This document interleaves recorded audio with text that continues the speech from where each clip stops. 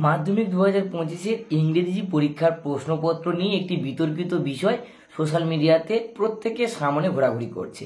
তো তোমরা প্রত্যেকে পরীক্ষা দিয়ে এসেছো এবং একটা বিষয় সম্পর্কে ইতিমধ্যেই অবগত হয়ে গেছো যে তোমাদের প্রশ্নপত্রে একটা বিতর্কিত বিষয় সামনে এসেছে।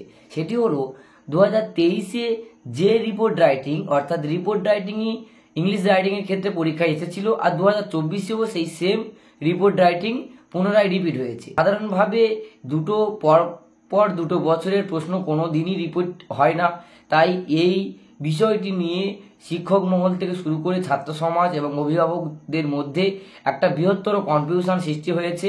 তাই অনেকেই বলছে যে এই বিষয়টিকে কেন্দ্র করে ইংরেজি পরীক্ষাতে নাকি 5 নম্বর বেশি অর্থাৎ অতিরিক্ত দেওয়া হবে।